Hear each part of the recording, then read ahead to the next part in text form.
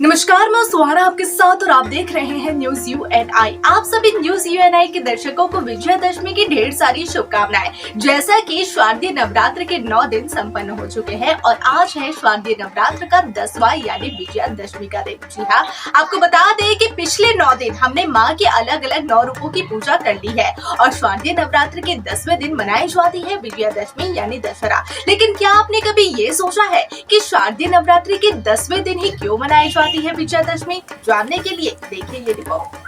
आज दशहरा है और यह पर्व हर वर्ष शारदीय नवरात्रि के समापन के साथ दशमी तिथि को विजयादशमी के रूप में मनाया जाता है। यह त्योहार बुराई पर अच्छाई की जीत का प्रतीक माना जाता है।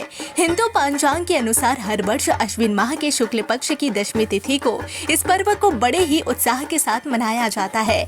धार्मिक मान्यताओं के अनुसार इस तिथि पर भगवान श्री राम ने लंकापति रावण का वध करते हुए विजय हासिल की थी, जिस कारण से इसे विजयादशमी भी कहा जाता है। दशहरे पर देश भर में कई जगहों पर रावण का दहन किया जाता है। इसके अलावा विजयादशमी पर शास्त्रों की पूजा भी होती है। तो आइए जानते हैं कि दशहरा पर्व की पूजा विधि और आखिर 10वें दिन ही क्यों मनाई जाती है दशहरा।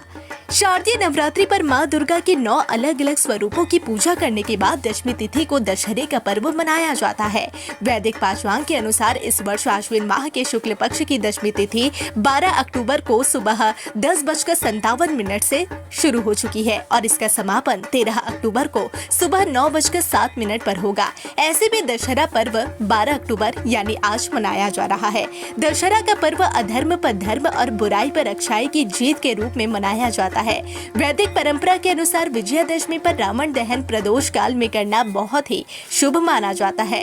ऐसे में 12 अक्टूबर को रावण दहन के लिए शुभ मुहूर्त का समय शाम 5:52 से लेकर शाम 7:26 तक रहेगा।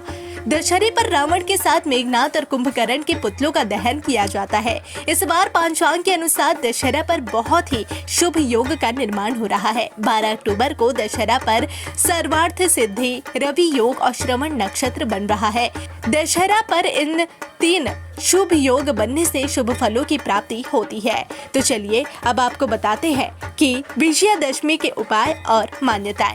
दशहरे पर कुछ उपाय बहुत ही कारगर माने जाते हैं। वैदिक ज्योतिष शास्त्र में दशहरे पर अगर कोई ज्योतिष उपाय किए जाए तो यह काफी लाभकारी और कल्याणकारी सिद्ध होते हैं। दशहरे पर भगवान श्री राम, देवी भगवती, माँ लक्ष्मी, सरस्वती, गणेश और हनुमान जी की विशेष रूप से आराधना करके सभी के लिए शुभ फलों की प्राप्ति की जा सकती है।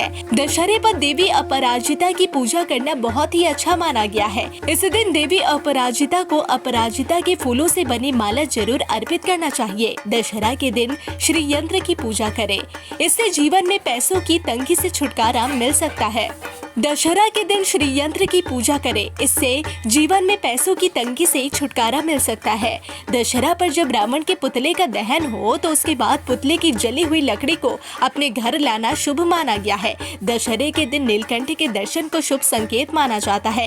नीलकंठ के दर्शन से यह संकेत मिलता है कि व्यक्ति की सभी परेशानियां दूर होंगी और उसके जीवन में सकारात्मक बदलाव आएंगे। तो चलिए अब आपको बताते हैं कि विजयादशमी का त्योहार असत्य पर सत्य की जीत और बुराई पर अच्छाई की जीत का तो प्रतीक है। दशहरे की पूजा दोपहर के समय करना उत्तम रहता है।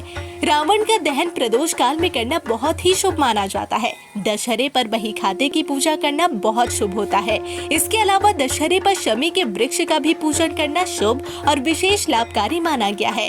इस दिन गाय के गोबर से षटकोणीय आकृति बनाकर 9 गोले व 2 कटोरियां बनाई जाती है। इन कटोरियों में से एक में चांदी का सिक्का और दूसरी में रोली, चावल, जौ व फल रखे।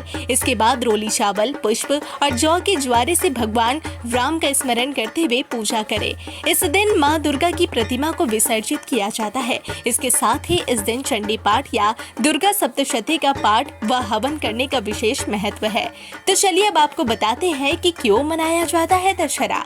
दशहरा का त्योहार असत्य पर सत्य की जीत और बुराई पर अच्छाई की जीत का प्रतीक है। इस दिन 10 दिन से चलने वाले युद्ध में माँ दुर्गा ने महिषासुर का वध कर दिया था और भगवान राम ने रावण का अंत करके लंका पर विजय प्राप्त की थी। इस वजह से इस दिन शस्त्र पूजा, दुर्गा पूजा, राम पूजा और शमी पूजा का काफी महत्व है।